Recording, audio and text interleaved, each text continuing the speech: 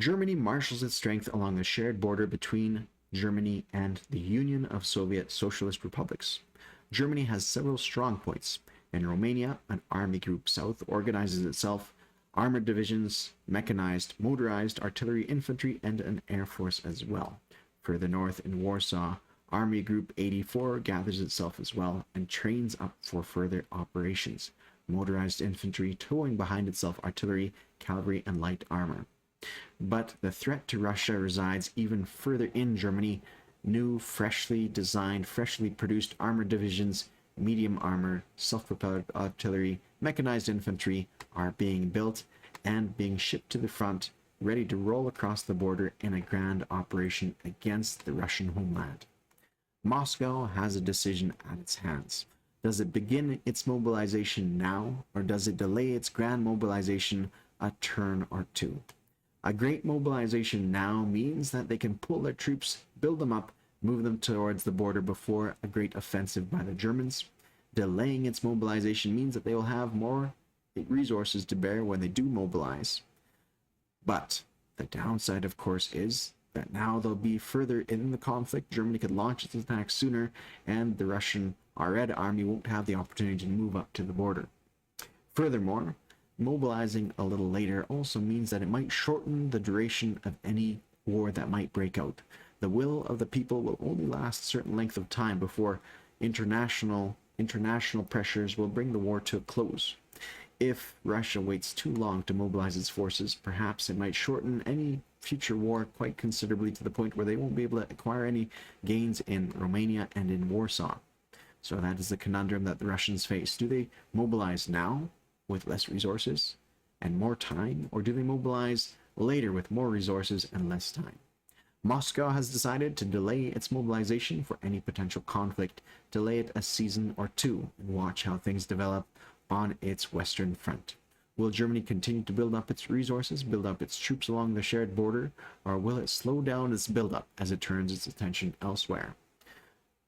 Let us first take a look at the Pacific side of the theater to see what occurs here. Japan has launched some major offensives against the Chinese forces. First in Yunnan, a great and airborne assault against that territory captured Yunnan from the KMT. And after a bit of a struggle, the KMT recaptured it from the Japanese forces and now hold that territory. Japan is quite sizable with it, a reasonable amount of forces ready to go and a massive navy as well. But which direction will they go? Will they target the KMT and CCP forces in China? Its army is now sitting in Hunan. Perhaps they're going to march down south towards Kwangtung, or perhaps they'll be lifted up in an amphibious assault against British Malaya, or perhaps further east towards or west towards Calcutta, or maybe in a movement towards capturing the Dutch East Indies, or journey south towards Anzac territory. What are their choices here, and what are their ultimate goals? Do they wish to crush the KMT, or perhaps do they wish to leave the KMT in existence, leave the CCP in existence so they can negate each other in their conflict? Japan has a few choices in front of itself, and that's not even looking deeper into the Pacific as America begins to build up its strength, move its forces around. Perhaps America will go to war before we know it, and Japan will be engaged across multiple theaters. Japan has something to see in front of itself. The KMT, for its part, did quite well for itself by recapturing Yunnan from the Japanese, but they still, and they captured Hainan Island as well, establishing themselves with a reasonable amount of forces and a decent army both in Kwangtung as well as in Yunnan, sufficient enough to hold off and cause a lot of damage against any Japanese or CCP units that may engage them. The KMT is doing quite well. The CCP still have an agreement between itself and the Japanese, although that is beginning to come to its close, and so we'll see the great movement of forces to help secure its shared border between itself and the Japanese. Of course, there's other events going on in Anzac. They continue to secure their territory, and also the Germans are raiding off the coastline. The Germans also have a presence known off the coast of Aden. In Calcutta, the fortified line is built, and there is a sufficient amount of forces in Calcutta to hold off any Japanese attack. Now we have further in East Africa, the Italians are quiet. In South America, we see the Anzac have motorized infantry, and in Belgian Congo, we see another Anzac infantry as well, showing that they have some presence spread around. Cairo is held quite nicely by all the British forces and an amount of anti-aircraft guns that will probably hold off the Italians sufficiently. In Tobruk, we have artillery divisions and infantry, but otherwise the situation is quiet. The Italians have moved off towards the western Mediterranean, from which position they can threaten a few different territories, but for the most part, they look to be doing quietly for themselves, as they don't have enough transport capability to take out too many targets. The British hold Gibraltar quite nicely, and they have devoted some resources in combating the convoy raiding of the German submarines, who are present on almost every convoy line, going from Australia to the Gulf of Aden to South Africa, and in the North Atlantic, seeing 4 submarine squadrons raiding the coastlines of Europe and the British convoy lines. Another convoy line potentially being raided by freshly minted German submarines as well. The Free French have established themselves in northern Algeria and have already taken over some territories from the Vichy French. So perhaps the Vichy will slowly collapse as the Free French slowly pick up territories worth value, and the Vichy begins to collapse in on themselves by seeing all their colonies taken away from them. We see the British are concerned about an invasion from the Germans and have secured themselves a nice tidy position all across the British islands, and devoted some resources into combating and negating the convoy line damage, but for the most part they keep their fleet close to home in anticipation of taking out any potential German attacks against the coastline. The Germans, for their part, hold France quite nicely. They threaten the Republic of Spain, although with not too many resources. They have enough divisions in Western Germany to take out the Netherlands, and they have enough forces in Norway where they can capture all the Norwegian territories as well. Germany finds itself with less targets at hand and can turn its attention towards other parts.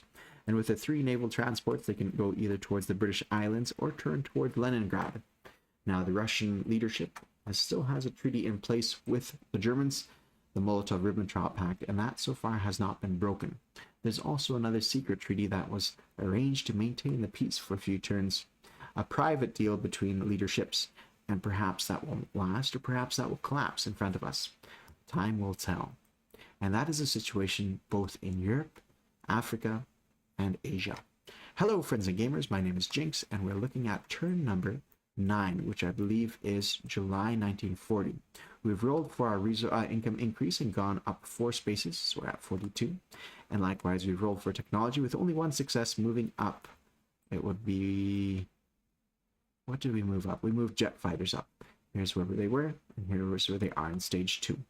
So now we go on to our production phase, starting with the CCP. The CCP have $8 to spend, and they're building 2 cavalry and a militia. The Russians are building nothing, opting to save resources and spend them on perhaps the next turn or the subsequent one in one great and final buy. Now we turn our attention to our attack move, starting with the CCP. They're making 2 attacks.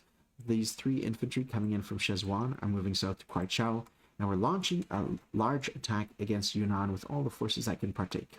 6 infantry, 6 cavalry, and anti-aircraft gun. Will it succeed? Time will tell.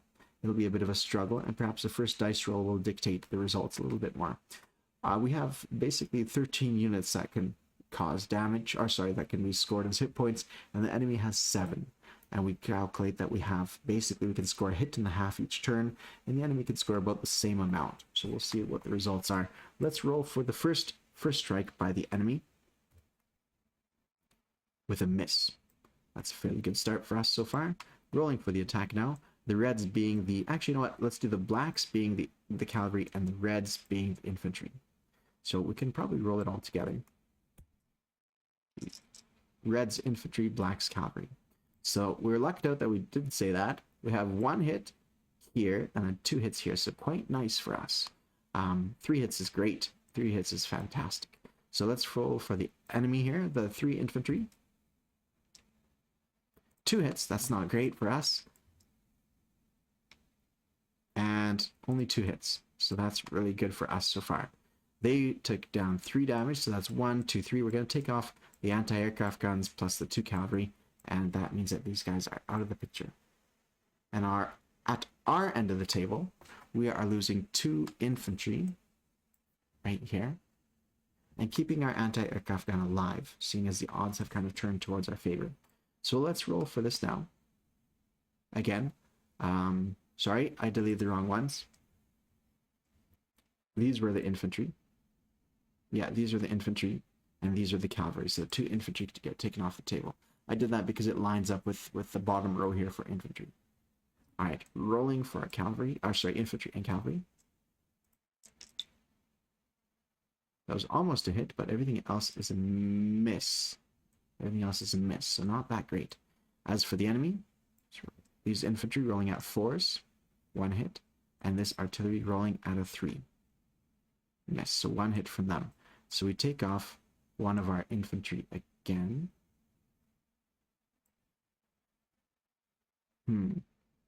Might take off our cavalry this time. Should I do that? Because I anticipate the enemy's going to attack us. I'll take off our cavalry. It's only one point of difference. Okay, rolling this round here. So keep in mind, infantry is red, cavalry is black. Cavalry is black, scoring 1 hit, and the enemy rolls. 1 hit there. 1 hit, so we take off their artillery, and we'll take off again our cavalry. Okay, rolling again here. 1, 2 hits, and no hits for the infantry, and the enemy rolls 3 green dice. No hits there. So I said 2 hits. I'm trying to do this as carefully as I can, because last major battle I end up messing it up. So no hits by the enemy. We have no hits by us this round. Luckily, they only have 1 dice with a success. So we'll take off another cavalry. Again, black being cavalry. No hits on this round. Perhaps I took off too many cavalry. Let's see if this trooper scores another hit. I'm going to take off another cavalry.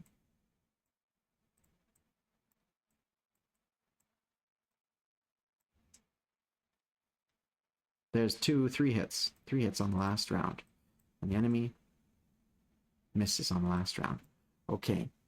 Excellent. So we survive with 3 infantry and 2 cavalry surviving. Oh, sorry, 4 infantry and 2 cavalry. So I'll delete these 4. And I'll delete all the enemies. And we said 4 of those guys. And an anti-aircraft gun. We kept the anti-aircraft gun because eventually, well, before we know it, the Japanese will be at war with us. So we want to keep a few of our fellows alive.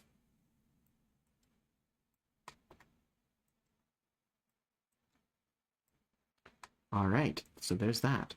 Now they could easily capture back the KMT forces, but well, hopefully we cause enough damage at them that perhaps a counterattack would resolve the situation. Now we go for the non-combat moves. We're going to move a mounted infantry south. We're going to move these 3 guys south 1 space as well. We're going to move an infantry from Xi'an over to Qinghai. I think that's it for these guys' non-combat move. And now we're going to roll for recruitment, needing a roll of 9 or less. 1, 2, 3, 4, 5, 6, 7, 8. So recruitment roll. 1 is a success. So we're going to go for 1 infantry. Are we going to go for 1 infantry? Yes, we are. Right here. And we're going to roll while we're here for Mongolia. Being 4 or less, and a success being a 2. So we're going to go for 1 infantry. Let's see if there's any regular infantry type neutrals. I think there will be some here.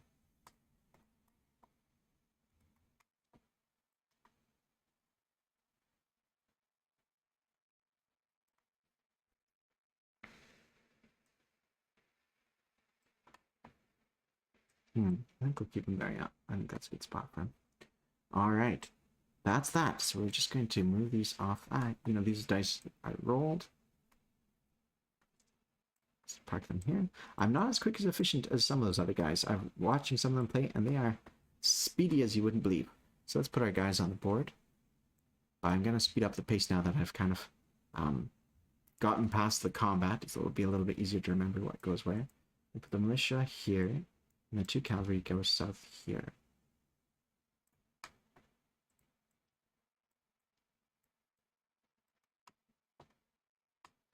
Yeah, well, we won't be able to hold out against these guys, but perhaps we can do okay. Alright, going to collect income phase. So we have now 1, 2, 3, 4, 5, $6. And make that, is it $6? So we should be bumping up 1 space to 7. Hold on, that doesn't seem right. Well, they're at 3. And I think we've bumped up. So let's just double check the CCP stuff. 1, 2, 3, 4, 5, 6. Alright, it must be right. 6, I don't know. Oh yeah, we're at 6, okay. And then 7, 8. Yeah, 7, 8. Because we get a bonus. And that's that for those guys. Nice. Alright. Okay, we turn our attention to the Russians. Now, the Russians are not building anything, opting to save money for a subsequent great mobilization, or perhaps a subsequent one after that. We're going to wait a little bit to see how things pan out with the German front. If peace is maintained and they don't build up any forces, well, we'll see how that goes. Alright, moving some troops around from southern Iraq. Moving 2 infantry, Azerbaijan 1 unit down south, 2 infantry from Azerbaijan north to Transcaucasus, 2 cavalry from North Transcaucasus to North Caucasus. There's aircraft from Crimea going up north to Kiev. Republican coastal sub coming into M11. Then we have these 2 guys. One of the guys comes in here. And these 2 guys, the International Brigade, are railed into Kiev. This infantry from southern Belarus goes to northern Belarus, and this guy comes into Karelia. I honestly think that's it. It's a very quick and speedy turn in that regards. And we're going to just put our unit on the board here. Now, in regards to Molotov-Ribbentrop pack and our bonuses, we didn't roll for this tech improved construction. So we'll roll for that if, or my allies could roll for that at the end of the turn if it doesn't occur. And same thing when it comes to collect income. We'll just change that as needed. So yeah, I think that's it over here. All our moves are made. Okay, so we're going to go to this chart and give ourselves $42 on top of 76. Now, if I've punched this up, that's 118 is what we have. 118, and ready for the next turn as far as I know. Now we put our unit on the board. All right, that is it, everybody. Thank you all for your attendance and watching. I'm doing my best in this game, but there's a lot of brains here at the table. And speaking of brains, I should roll for the Republicans. 4. So we succeeded on our recruitment roll. Militia there and militia here. Yeah, I think I'm pretty happy with that. Okay, we've updated that chart, we've updated that. I think everything is done and ready to roll. Thank you all for watching. Cheers.